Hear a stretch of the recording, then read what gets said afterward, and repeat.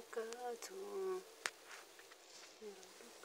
waan bareedu fakkaatu yeroo dukkanaa waan bareedu fakkaatu yeroo dukkanaa waan bareedu fakkaatu bariyaa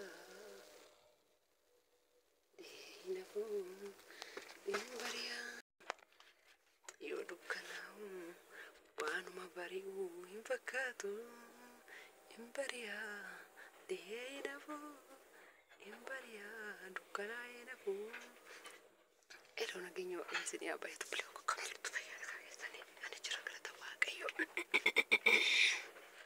nama lama tura bee jira nama lama abbaa mooneerraa fi mooyeraa rafee jira abbaa mooyeraa fi mooyeraa rafanii jiran ani kunoo kanumaan ka'e biddeen toshaa jira halkan keessaatii kudhaan waan ani bariyaa akka dhiyaatti nafu isiniin jedheef isinii galaa isinittiin himaa isa tura garuu sabskraayibii godhaa warra addisee jirtan warra turtan immoo maaf mishkilaa sa'u laayik okay ara dhugaa waaqa viidiyoo kun haalaalaa sheemee isiniin qabu maqaa gooftaa yesuus viidiyoo kun haalaalaa isiniin jedhe viidiyoon haalaalaan jirtan akkam jirtu fayyaa nagaa keessan ani jira buleettiin keessan galata waaqayyoo baga jiraattan isiniin jechaa koottaa biddeen ho'aa nyaadhaa biddeen toshaa jira koottaa biddeen ho'aa nyaadhaa biddeen ho'aa nyaannu isiniin jira koottaa nyaadhaa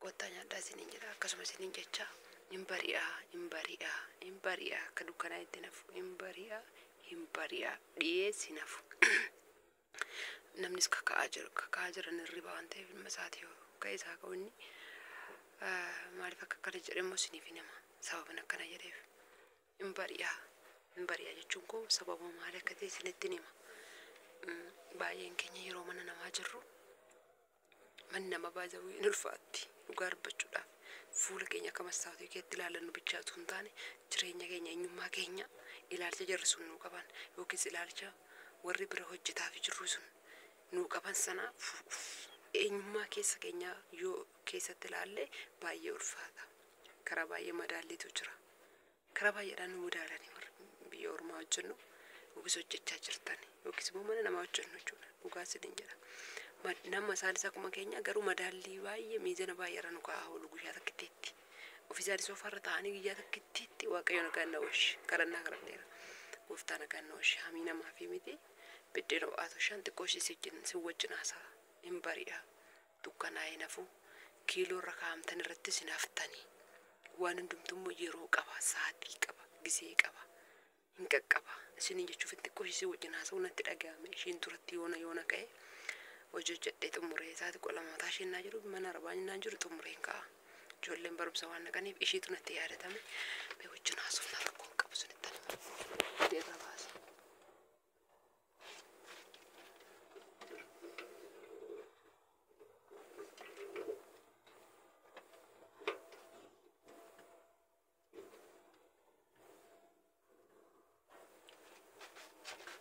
jiran jirtu haa jiraadhaan jira kunurraa baasee walitti deebina kuwa yoo harka koo tokko kaameraa qabaamee harka tokko wajjin namaan toltu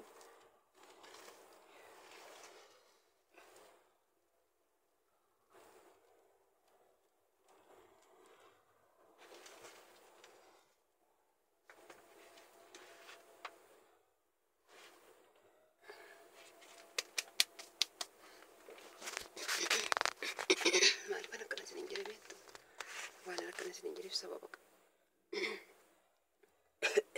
sababii qaba sagalee waan ulfachuu isiif musoorsaan illee rafee jira mucaan illee raba ollaan illee namni rafanii jiran nama jeequu barbaanne sababii yoona toshaa jiruu fi kaleessa soorsaan hojii suuqii oollee suuqii hoyi deemnee qodaa hoyi bitaa turre galgala galleen toshaa jedheen taate lamatti mana gallee jennu maabiraatiin baddee nu eedde cumaan absitii koo buufadhee bulee amma sa'aatii kudhanitti waaqayyo isaa eebbisu suma tunaa kaasee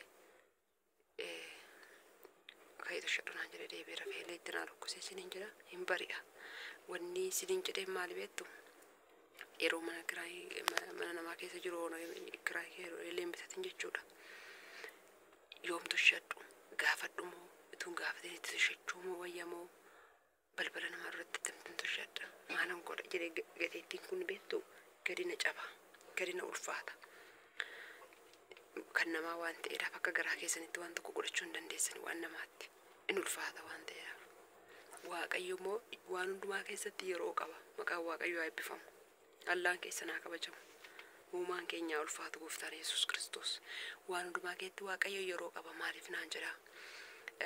Maaliif isiniin jedhee wanti yoo mangalee kana godhadhaa, yoo mangalee abbaa manaa koo wajjin taa'ee haasa'aa, yeroo jaalalaa tokko yoomin dabarsaa, yoo mangalee ilmoo wajjin godhadhaa, ilmoo wajjin godhachuu suusee hin jira, yoo mangalee maal godhadhaa warra jechaa jirtan yeroo qaba waan hundumtuu.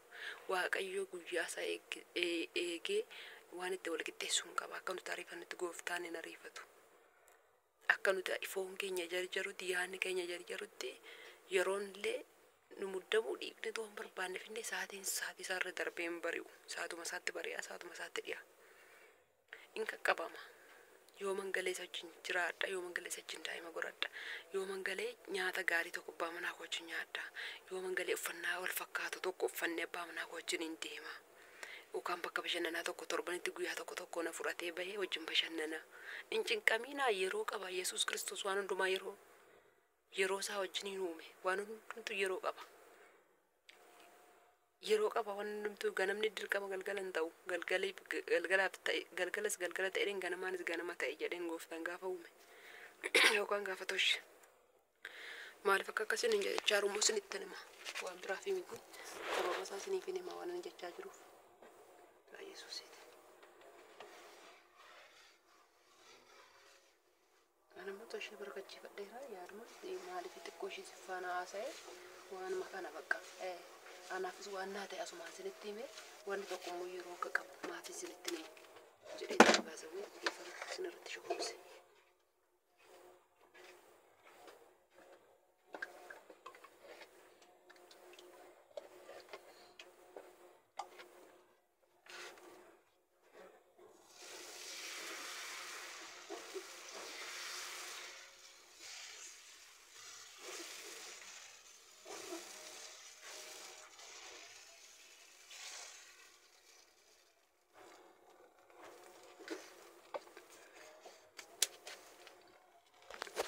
Sinin jedhee Waaqayyo waan hundumaa keessatti yeroo dhumaa wajjin uume waan ta'eef waan hundumtuu yeroo qaba jechuudha.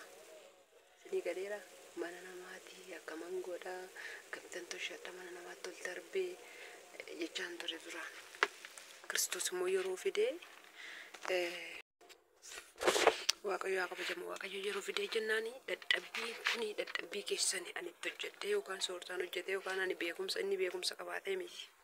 Nu beekumsaa fi dandeettii qabaannetu hin taane obboleewwan keenya warreen mana arabaa mana namaa keessa jirtan warreen akkuma koo duraa gateettiin keessan kun innaa jara bira darbuuf jettan akkana gadi cabu sun innaa mana qulqulleessuu dabartan innaa nyaata kennitanii fi kaatan innaa manyataa jaraa galtan akkanatti hojjettanii ilaaltan akkana gateettiin keessan gaccabee mana isaanii seentanii hojii hojjettan sun dadhabbii keessantu yeroo kanaan dhaga'e dadhabbii keessantu ija na guuchisiise.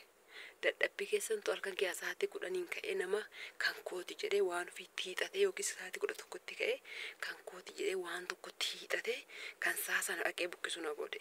Dadhaba keessani warruma gateettiin keessan gaccabuu jara birannaa darbu kaata warra arabaa bira. Yeroo san saaloonii taa'an yeroo san saambusaa hojjettanitti geessanii hin taaneedha. Yeroo san kubuzii hojjettanitti geessanii kubuziin hin taane akkanatti hojjedhu akkas godhe akkana godhe siin hin jedhan. Warri sin jaalatanis immoo jiru hundaa miti. Warri sin jabbanis immoo jiru.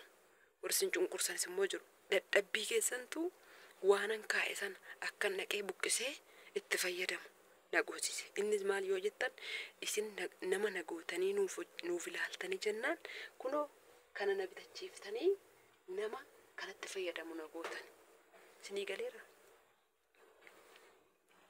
Eelee na bitachiiftanii haadha manaa na gootanii hiixadhee kaawwadhee hiixadhee fudhadhee akkatti fayyadamu gootanii. Kun dadhabbii keessanii gatii dadhabbii keessaniiti.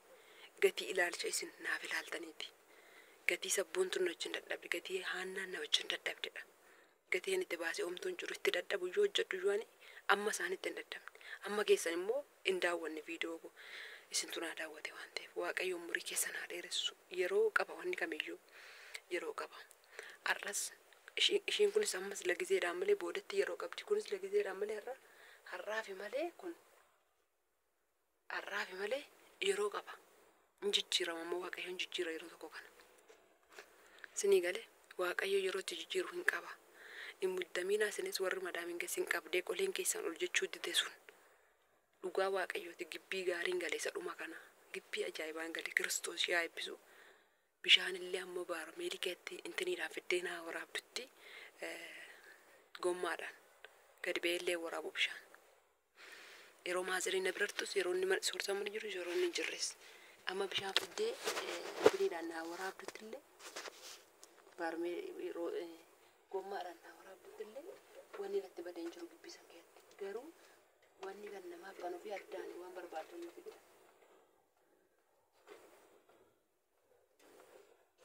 Yeroon akkana isiniin jedhu waan biraa fi miti. Bakka yeroon biddeen tolchachuudha ka'u ebelu eeleetti kamsiifadhu ebelu biddeen tolchadhu jedhee gaafadheen keen tolchadha. Sababni isaa kan namaati waan ta'eef yeroo ishiin barbaadde sanatti malee hin ta'u. Ishiin nama gaarii ta'uu dandeessi tarii nama gaarii hin ta'a tarii soorsaan nama gaarii miti ta'a. Tarii soorsaan galgala tolchi malee ganama tolchinii eelee koo ayidiin natti qoxxara jechuu danda'a malee nama gargaari. Maaliifin kana isiniin jedhe beektu waan hundumtuu Waaqayyo yeroo itti kennee waan jiru waan hundumtuu taatu yeroo qaba maqaan Waaqayyo ulfaatu yeroo Waaqayyo ga'ee jennaan kunoo isin na gargaartanii viidiyoo kanaa daawwattanii jennaan ija dadhabbii isin na daawwattanii hin nyaanne ittiin hin uffanne yookaan hin baala geessine waan nagatii guddaa irra keewwadhe waan nagatii guddaa ittiin seenaa naa ta'e ijoollee yookaan obboleewwan biyya ummaa jirantu naaf ilaalee naaf daawwatee kanarra sadarkaa kanarraan nagee kan jedhuu fi kunoo maqaan Gooftaa ulfaatu nabichi siifattanii kan akkam bitadhee kan kooti jedhee ka'ee itti hidhadhee waan barbaade irratti hojjetachuu danda'u ija na guuchisiistan jechuudha. Maaliif naan jedhaa isinis har'aaf kun keessan gadi jechaa jira malee bor gadi hin jedhu. Ani garuu kun koo gadi na jechaa jira. Sababni isaa mana namaatidha eelee namaatidha manummaa namarrayyuu rakkoo qabu wanni garaa eeleen kan namaatidha. Balbala dura dhaabbata. Akkana ol hin jedhu irraa isaan na duuba ba'an ol seenanii gadi ba'an haati mana sanaa fi ijoolleen ishiillee koshiina balbala dura dhaabbata waan ta'eef ol jedhee ilaaluun sababni isaa dhugaa Waaqayyooti kana gubbaatu gannama jedha akkanan jedha bakka. Sin cannaqa gaammachi xumurattanii mana keessatti ol seentanitti. Waaqayyo yeroo fidee gaafa jedhu immoo isuma cinqii sana sirraa lafaan dhee saggoon keessan inni gadi jedhe kun akka ol jedhu godha. Maaliin isaa godhe? Gatii kamin isaa ol kaffalee birrii meeqan isaa kenna? Akkasiin viidiyoo koo daawwattanii maallaqatti naa jijjiirame akka sabboontuu wallagga lixaa ta'e biluu koon beekinaaf sirreessite aannan karaa kosiif asirratu naan jettee maallaqatti akka naa jijjiiramu kan godhe isin. Kunoo har'a yeroon geenyaan maalan godhate kunoo hojjetadhee haadha manaa ta'e haadha qodaa ta'etti hojjetadhee kunoo ofirraa cufadhe kakkoo waan ta'eef. Isinillee har'a tarii maallaqa keessa sin dhowwattee tarii immoo jaalalli abbaa mana keessan isin qabee tarii jaalalli immoo keessan tarii immoo jaalalli haadha keessan isin qabee yoo mangalee haadha kootii akkana godha yoo mana harmee kootii akkana ta'a yoo mana abbaa manaa kootii galee akkana ta'a jechaan ture anis ituu yeroon hin gahin hin bari'u utuu waan barbaadde fiddan hin bari'u. Anatu gaaf tokko ituu sakendii takkitti rafuu miti algaarra hin gahin lafti natti bari'achitti zim jedhee mayyaada bakka galuu jala geera zim jedhee mayyaada hirribina qabuuti zim jedhee mayyaada tish erga yaaduun koonollee sa'aatii 5 yookaan sa'aatii 11 Itoophiyaatti ka'ee mana qulqulleessa jechuun hojiitti fufa halkan keessaa sa'aatii 5 ta'eera immoo akka Itoophiyaatti maaliifan uffata kanan tokkosuudhaan uffata tun tokkosu tumaa biraatu ofirraa dhaabsee sa'aatiin itti hojii isa kan biraa lafti barii hojii isa kan biraatti darbu sun geenyaan dhugaadhuma Waaqayyo isiniin jedha hojichatti darbee hojjechuu jalqabe. Sababni isaa anatu yaadaa jira akkamittan biyya galaa maaltu maal ta'e na eegaa maaziriitu waa ta'amu akkuma kana dura isiniin jedhe soorsaa fi maazirii waa taanaan biyyatti deebi'ee hin galoonni jennaan natti kofaltan isinillee.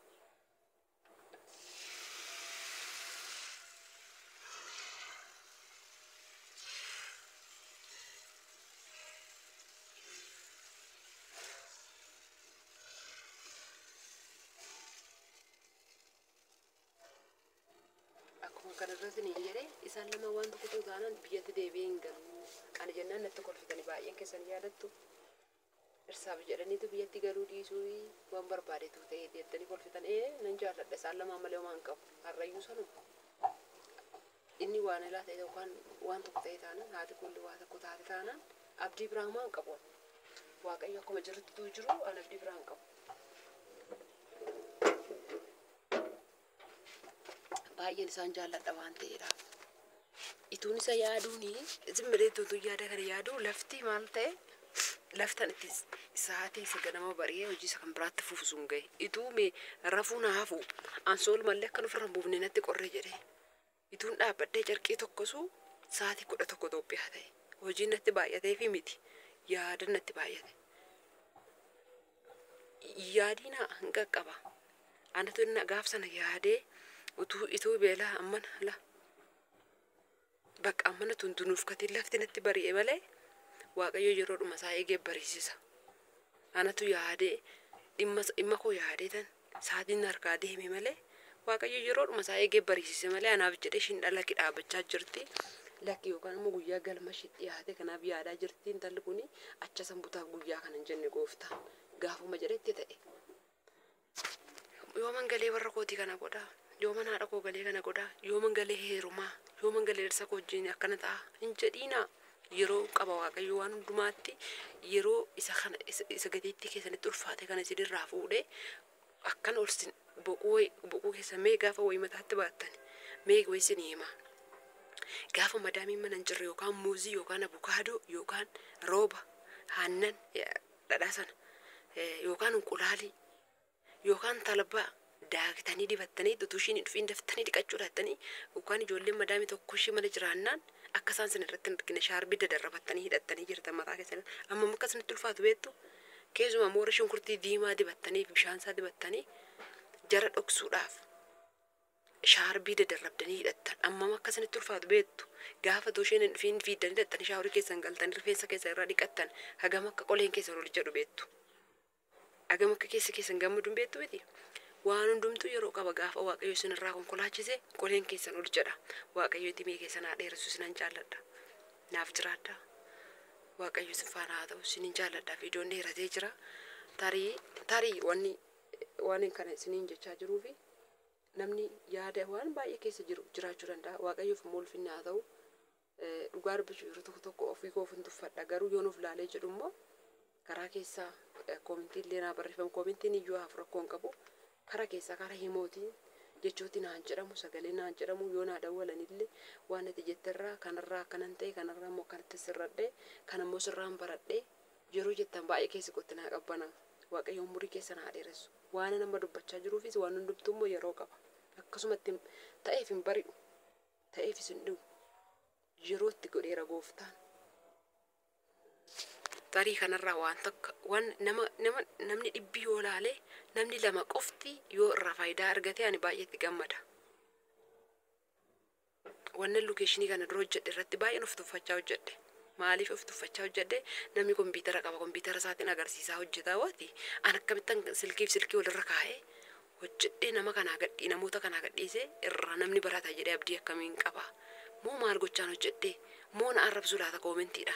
Jechaan viidiyoo sana hojjedhe faasikaa antini keessan hojjedhe ramadaana keessa yaadattu garuu Waaqayyo isuma na tuffachaa hojjedhe sana hojiirra oolcheeti namni karaa keessa naa dawwattee galatoon baay'ee ergasii waggaa meeqa argan biyya ormaa hojjedhe hin beeku garuu irraa baradheen uffatayyuu bitadhee dhugaa abbaan sun hin beekti naa dawwalte karaa keessa torbee lama guunne dhugaa gooftaa arga naa dawwalte irraa baradhee attamittiini duraanoo hin beektu baratte madaamiin koonaan jennaan nama kanarra yuutuubii ishii ilaalee irraa baradhe madaamii kootiin jedheeyyuu itti meedha'anii namarraa waan baay'ee barate dhattee natti himte baay'ee haalmeen koo jabaate onneen koo hin jabaate edaa namni iyyuu anuma ishii wallaaltu kanarraa waan fudhataa hin ofiin jedhe ammas immoo waan isiniin jedheef ituu yeroon hin gahin hin bari'u amma iyyuu daqiiqaa xiqqoo tafee jira bari'uudhaaf 12 taane. Ani garuu xumuradhee kee Waaqayyo galanni guddaan haa ta'u barkachiifadhee kee ani garuu sinii galee ituu yeroon hin gahin yaa Waaqayyo mee kana narraa kaasiitii waan babbareedaa namoota biraarratti arginaa kennuun jedhe naan kennu Itu yeroon hin gahin namni biraan bareedaan furdatee jira. Istaayiliin isaa maal isaa sheeppii isaa maal isaa yoo ta'e bifa nama sanaa gooftaa naa kennuun jira waaqayyo naaf hin kennu. Tarii innaa namni sun lubbuudhaan darbuttan ammoo akka nama sanaatti na barachuu danda'a. Tarii immoo kophaadhuma anaa waan na yaadee jiru sana kophaadhuma naaf qabee jira ta'a waaqayyoon. Wanna takkittii irraa barattan anaaf gammachuudha. Sababa naaf ta'e sababiin eelee kana. Sababa naaf ta'e sababni eelee kana. Isintuu nama na godhe. Waaqayyo hidimii keessa naa dheeressu sinan jaalladha. Viidiyoon biraan amma walitti deebitu nagaan naa tura. Na jajjabeessaa. Amma dandeettii kootaan immoo waan waaqayyo dubbadha. Waanuma bakka keessuma sammuu koo keessa dhufee waaqayyo na gargaare isinitti wajjin naasaa isin wajjin dubbadha. Kanaafuu waaqayyo ulfinnaa ta'u. Qodaa sabinnaa oolle kaleessa bitaa oolle immoo fedha waaqayyo yoo ta'e guyyaarra isinitti nan agarsiisa abdiidhaan na eegaa meeshaa wayii namaa binne manuma kana keeyyan kaa'ee jira. Yoo fedha gooftaa Yesuus ta'e immoo gara diida wayii deemuun isaan oolu meeshichi. Sinin jaalladhaa viidiyoo sanaan amma walitti deemnutti kana na hordofaa na ilaalaa. Warreen viidiyoon koo yookaan fuulli koo yookaan footoon koo sin dabbare isinii miti kan na dabbaru. Ana miti kan sin jibbisiise. Hamaa wayitu akka isin na jibbitan godha waan ta'eef ituma keessan na jibbuutuma fuulli koo isinitti fokkisu viidiyoo koo banaa biraa deemaa. Laafaa lakkaa'u. Sinan jaalladhaa. Umuriin keessan haa dheeratu fayyaa waaqayyo isinii haa kennu. Nagaan naa tura.